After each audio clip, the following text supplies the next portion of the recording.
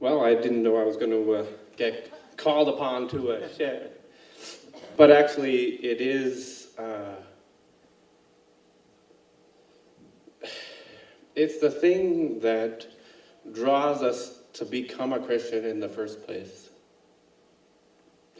You know, because you can grow up in a church family, and you can grow up having Bible studies and going to church and saying all sorts of good, keeping your mouth clean from swears, and you can, grow up in that kind of an environment, and you can still be, so far from the Lord.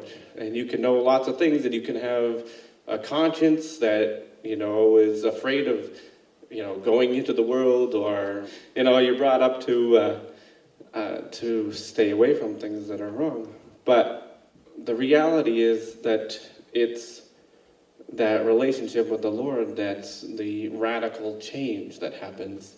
So I'd be, probably about 24, and I was going through a lot of really challenging things. The world around me was sort of really intense. We had built a lovely property in Massachusetts, and it had a full restaurant and inn and furniture shop, and I was working all the time, and the bills were huge, and it was just nonstop. But at the same time that the bills were nonstop, I'm trying to think of how to start this, but at the same time that things were nonstop, what I had accomplished was pretty amazing. At 24 years old, I had essentially the dream setup. And any 24, I hadn't gone to university, and I had gone straight to work with Dad. He and I worked together continually, and so we had built this family business together. We built this beautiful inn and restaurant and furniture company. So as a 24-year-old, it's a pretty amazing place to be, where you're like, basically this is your property. And things were going pretty well, besides the bills and everything mounting up. But one day I was walking across the parking lot between two of the buildings, and I was just so depressed. And my spirit was so downcast, and I'm like, how is it possible that my spirit is so downcast when I've essentially accomplished something impossible at 24? I'm basically in charge of this whole operation. And the Lord basically, he spoke to me, and he said, you've left me. You haven't been seeking me. So I started seeking the Lord. I started, and as soon as I did, immediately that weight just lifted off of me. And suddenly I started to have a joy, even though the bills were the same and the circumstances were all the same. Suddenly I had this joy. And so I started earnestly seeking the Lord. Every day I was seeking the Lord. And one night, the Lord visited me. He literally came right into the room with me, and it was like I could see him, and the overwhelming desire to see his face, I can't even describe it. I wanted to see his face so much. I'm like, that's a crazy thought, because not even Moses got to see the face of God. And this desire is so intense. I'm like, Lord, I want to see your face more than anything I've ever wanted in my whole life. And so I got on my knees, and I was, praying, and I'm like, Lord, I want to see your face. It's so intense. And the Lord said to me, he said, if you want to get closer than this to me, you have to get rid of everything in your life that offends me. And he took me on a tour of my entertainment center, my video games, my science fiction books, my movies, my music. He took me on a tour. He just laid everything open to me. And he's like, all these things have so many compromises. They offend my spirit. And I can't reside with you when these are the things that are in your life. And I said, Lord, I built my life around those things. I built my life around my entertainment center and my books and my science fiction books and my movies and my music. 99% of my music at the time was not Christian. And I'm like, Lord, I built my whole life around these things.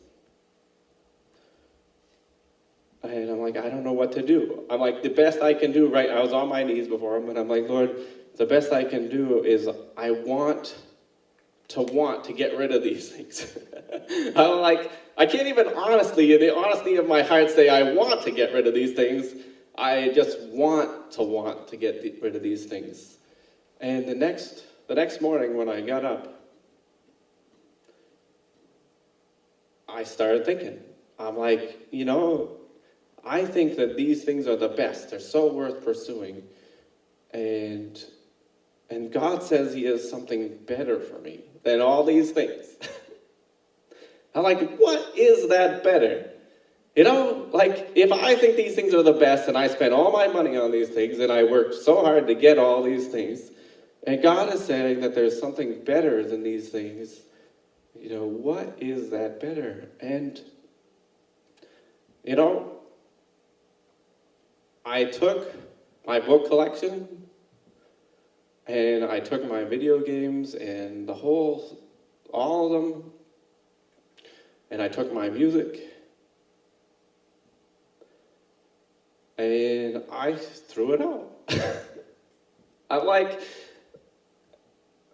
and as soon as I started throwing things out, I'll tell you, I started to experience something that I didn't know was possible to experience. Because the Lord came into my apartment like I had never experienced. And I couldn't believe how much of the Lord I could have. I couldn't believe, I was throwing out, my movies and different things, and each thing I threw out, like the presence of God got stronger. Like he was so pleased that he could occupy that space. And he wasn't being driven off by the things that were in, the content that was in these movies and in these video games and in the music. Like, he wasn't being driven off by them. While I would sit there and watch them, he was being driven off. He couldn't, his holiness couldn't abide that I was willfully doing these things. And so I started throwing my stuff out, and as the more stuff I threw out, the more his presence became intense. My apartment, I can only describe it as suddenly clean. Clean. I sit down to read my Bible. I got rid of my whole entertainment center. I put the TV in the closet, and I'm like, I won't watch it anymore. I'll just clean all the stuff. And the time that I used to go and watch TV, I'm going to make that my special time with the Lord. And I did. I should make that my special time with the Lord. So instead of watching TV, I sat down with the Bible, and I could feel the Lord's pleasure. He was so pleased to be there. And it was funny, when I was throwing away everything, I can only say it's like this. If you went to clean your attic or your basement, and it's packed and piled high with boxes and all kinds of things, you're going to go up, you're going to be like, man, I am going to clean this up. This is going to look so good. This is going to be awesome, And you go up to your attic and you open the first box. And then you're like, I can't throw this away. I don't know when I'll ever need it, but, this has so much sentimental value. I can't throw this away. And then you take out another thing and like, man, I can't throw that away either. So pretty soon after, a full day of work, what you have is a reorganized attic, and you've thrown out about 3 things. And that's how it was with all my stuff. I'm like, I know I can't take time to try and sell all this stuff. It was all valuable stuff. I'd spent so much money on it. My video game consoles, all this stuff. I'm like, I can't take the time to try to sell this. I can't take the time to look at it. I just got to throw it out without looking at it, because if I start to look, I'm going to be tempted to keep it. And so I threw it out. And I had to throw it out carefully, because at the time, I had a whole bunch of young guys working for me. And I'm like, if they see any of this stuff in the dumpster, they're going to go, grab it out of there. And if it's not good for me, I'm not giving it to them either. But, so I had to, throw it out right before they came to pick up the dumpster and that sort of thing. So I was kind of sneaky for them. I told them afterwards. They weren't too happy with me, but they did understand. But what I'm getting at is that I didn't look. I didn't say, I didn't try to contemplate, which one of these things was more valuable or which one I should keep. I just threw it out. I'm like, Lord, I'm not dealing with it, and I'm not going to look back, and I'm coming after you with all my heart. And I'll tell you, overnight, I went from being the shyest person who would hardly talk to people to being outgoing and talking to everybody. I'd stop in the grocery store with whoever was there, and I'd be like, hey, can I pray for you? You got any problems? I'm like, everybody has a problem. So you just go up to somebody and say, man, how are you feeling today? And pretty soon you find out, they've got something, and yeah, they're glad for you to pray. But it turned my whole life upside down, and I became outgoing and full of a love for the Lord. And it was,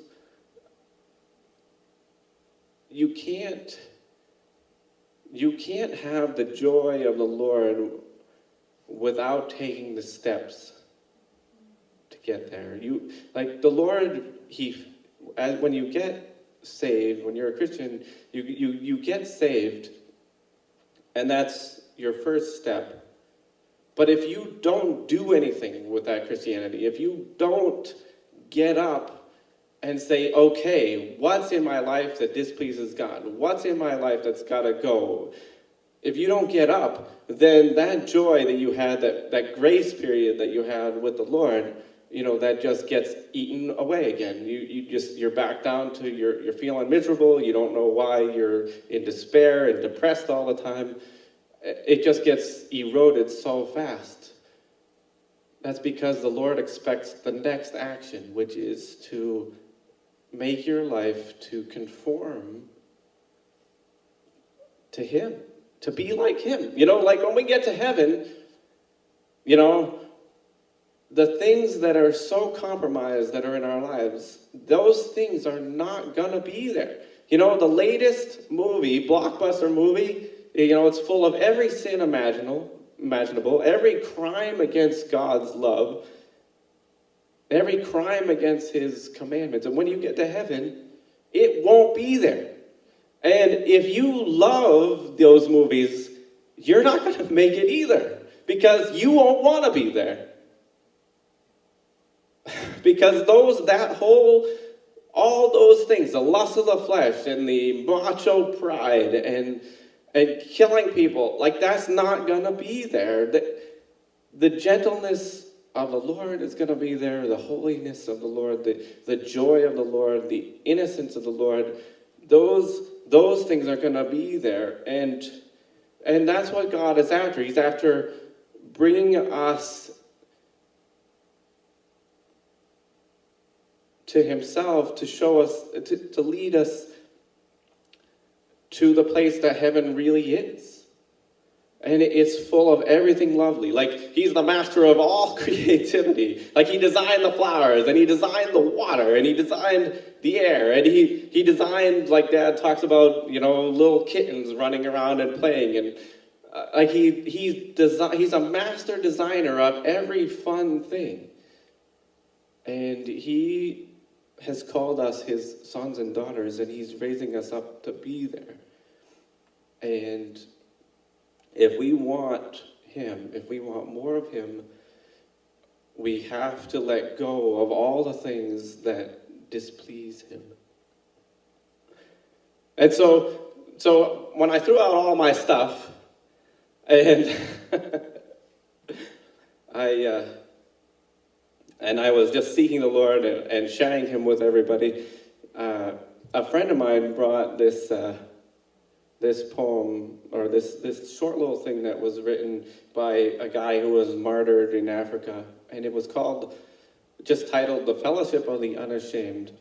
Of course, obviously taken off of Paul's words too, but he was raising a standard to let go of the world, to turn away from the world and turn straight to Jesus, to serve him with all your heart, to not look back, to press forward with all boldness. And I'm like, man, I want to be part of that fellowship. That's the fellowship of the unashamed. And because it's all about the zeal of being unashamed for Christ. And so what I did was, after that was, I said, well, we need to make up just a short little commitment of abstaining from different worldly pastimes and share it with people and say, hey, you want to feel more of the presence of God, let go of these things. And so we, as a family, we just decided to just take a commitment to walk away from things that were displeasing the Lord, and to just see what would happen if we all just took a commitment to all of us not watch TV, and all of us put aside the video games, all of us put aside our worldliness. And so we did. We're like, well, we could try that for a year as a family. So we all just took this little, what we call fellowship on the unashamed commitment, and we all just stopped, the worldly entertainment and all these different things. And that, of course, doesn't mean we don't, watch things that are edifying and things like that. But it's throwing out all the worldly stuff that does pollute the mind. And from that, we threw away that stuff, and then God sent us fully into serving him full-time, basically in the entertainment venue, which is pretty interesting. It's like, as fast as I threw away my worldly books, as fast as I threw away my worldly music, God replaced those things with, suddenly I started playing music. Suddenly I started seeking out biographies of missionaries. Suddenly I had time to read these different things. And, you read one missionary biography, and you're like, man, that's who I want to be. That's how I want to be. And it is so joyful to leave the world behind. It is so joyful to surrender our old lives and to take on all that the Lord has for us. It's so worth it. And essentially, the Lord visited me. He said, if you want more of me, get rid of the things in your life that displease me. And that was the beginning of pretty much everything that we're doing. So when Seth took his first trip to the dumpster, of course, his apartment was entertainment central. And everyone went to his apartment because he had the great mega entertainment center. So when he started carrying his stuff out, his brothers and sister were just in shock. Like, what is he doing? And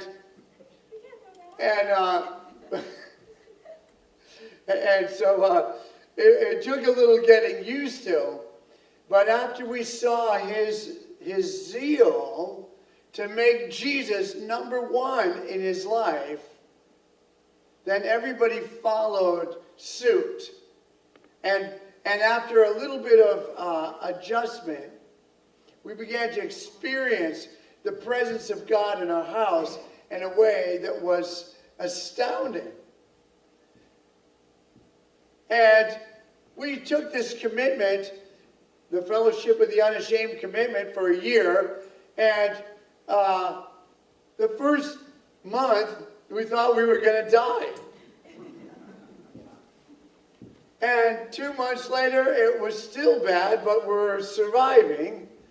By the 3rd month, we didn't miss it anymore. And for the rest of the time, we were so preoccupied with the things that are good that we didn't miss anything. And so after about a year, after we took our year commitment, we took a few days off in case there was any good movies that came out during the year that we could, watch them, or some of our old favorites. So we took about a week to watch some things, and then take the commitment again. And then it's just like, whoa, this is not really as funny as I thought. And whoa, look at the blasphemy that's in there. And whoa, look at the ungodliness that is in our favorite movies. We began to be, like we had a kidney machine going through us. We're getting cleaned up by the Holy Spirit. And the pollution that is in our media that we are so used to started to become apparent to us. And so after that week, it's like, whoa, let's not do this again. And so we just signed up, and we never went back. And you know something? We had never missed it. Never missed it in the movies, and everything that's come out since then is just getting worse and worse and worse and worse. And we wanted to share that story tonight because we know there's people here tonight who are serious about Jesus. And we know there's people here that want to become full of his presence and want to become real servants of God. Because the Lord can use every single one of us. Remember that little girl, Megan, who went to Haiti? She's just a girl in her 20s. But she's sold out to Jesus. And look at the difference she's making. And so God will use any of us. And I thought it would be really good if we challenged you tonight to think seriously about the commitment that we made, observing the dynamic change that took place, and our testimony that we have found the presence of God to far exceed any joy of the world, and challenge you to be part of that. There's a few here that have already done that, and we have seen the light of Christ grow in their faces and in their countenance. And as we have our Bible school, the entrance exam to get into our Bible school has nothing to do with SATs. It's, are you willing to leave your iPhone behind, spend some time seeking Jesus? And the kids, when they get there, they're almost like heroin addicts because they got the shakes because we're so media saturated and the media is so polluted. It's so polluted. You can't really even understand how polluted it is until you take a break from it and you begin to breathe the air of the Holy Spirit. And then it starts to become more and more apparent. Then it becomes abhorrent. Then it becomes revolting. And this is a great sign. This is a great thing that you're getting closer to Jesus, more prepared to be that citizen of heaven, where all these pollutants, they're not there. That's a great thing. And so it's it's our training ground. And I'll tell you, anyone who has made this commitment and stuck to it, their lives are radically changed. They're radically changed. It is wonderful to see. And so I'm going to leave you with that challenge tonight. And I think there's probably some people here who would like to take that challenge. And so I'm going to ask you to stay around after we dismiss and come down here in the front. We're just going to pray with you. And if you think that a year is mind-blowing and you can't even think about that, don't worry about it. Start in an easy step of like 3 months and see what God can do in your life in 3 months. And the awesomeness of this commitment is it's for every one of us, because the grandmothers who are here are as addicted to the media as the teenagers and on their iPhones, because our houses our media is saturated, and all the content is driving us in the opposite direction from God. And I want to challenge everybody. Think about your home environment. Think about taking a commitment to see if we can make Jesus more important than our media. That's what Daniel did. And his life has radically changed. And so I think I'd like to make that challenge to every one of us tonight. That we might take a radical step for Jesus.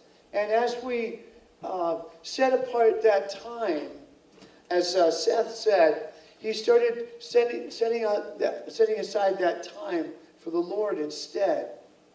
And we have, how many people have heard of David Wilkerson? Started Teen Challenge, started Times Square Church. He is one of the most respected prophets of our whole generation. And God got a hold of him the same way as he got hold of Seth and the rest of us.